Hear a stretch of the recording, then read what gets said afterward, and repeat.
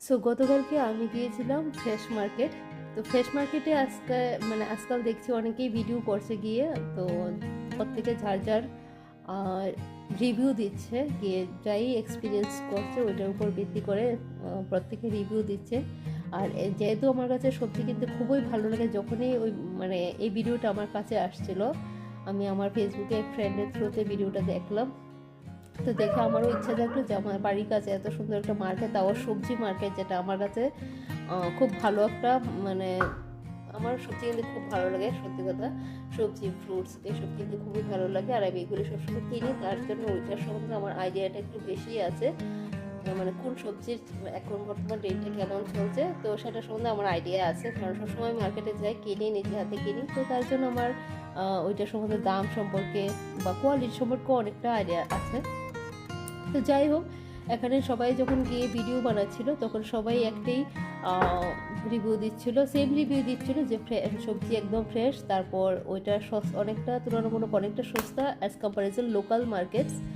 তো আমি গেলাম ওই রিভিউগুলি শুনে, আর দ্বিতীয়ত এক্সপিরিয়েন্স করারও ইচ্ছে ছিল। তো যাই হোক, অনেক দিন ধরে সময় করতে পারছি না, তার জন্য যেতেও পারছি, যদিও পারি একদম কাছে। তো কালকে অফিস থেকে আসার পথেই ঢুকলাম, আমি আমার বোন গিয়েছিলাম। তো গিয়ে যা এক্সপিরিয়েন্স করলাম, যা অভিজ্ঞতা হলো, সেটার উপর ভিত্তি করে আমি আমার অনেস্ট রিভিউ দিচ্ছি। এই সবজি মার্কেটে সবজিগুলো মোটেই এত ফ্রেশ না। 60-70% সবজি একদম ফ্রেশ না, বাকি কিছু 20-30-40% সবজি মোটামুটি ফ্রেশ, যেগুলি সবসময় ফ্রেশ নর্মালিই থাকে, ফ্রেশ মার্কেটে সব জায়গাতে এরকমই থাকে। তো যাই হোক, সবজি তো তোমরা ভিডিওতে দেখতেই পাচ্ছ, আর যেহেতু আমি একটু এডিট করেছি, সুতরাং কালারগুলো একটু কড়া দেখাচ্ছে, একটু বেশি দেখাচ্ছে, হাইলাইট করছে বেশি। তো এটা হচ্ছে পাম্পড় 350 টাকা কিলো। এই ফলটা আমি ভিডিওতে দেখেছি, বাট এমনিতে আমি কখনো দেখিনি। তো এটা দেখেছিলাম, 350, এটার সম্বন্ধে আমার কোনো ধারণা নেই। মাশরুম ছিল 2 ক্যাটাগরি, মাশরুমটা মোটামুটি দামই ছিল। তো আর বাকি সব কিছুই তো দাম, যে গোয়াবাগুলি দেখছি ওইগুলোও দাম।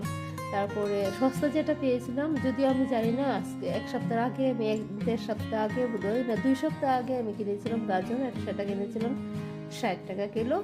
তো এখন এটা 40 টাকা কিলো পেলাম, যদিও এতদিনে বোধহয় নর্মালি আরও গাজরটার দাম কমে গেছে। গাজর আর বিটটা একটু কম প্রাইসটা, বাকি সব কিছুই দাম। আমি কিছুদিন আগে কিনেছিলাম 40 টাকা কিলো, আসলে 1-1.5 সপ্তাহ আগে কিনেছিলাম 40 টাকা কিলো মেথি শাক, আর এটা এখানে 60 টাকা কিলো। 40 টাকা কিলো ফ্রেশ, একদম ফ্রেশ কোয়ালিটির বেগুনটা কিনেছিলাম 40 টাকা কিলো, আর এটাও এখানে 70 রুপিস।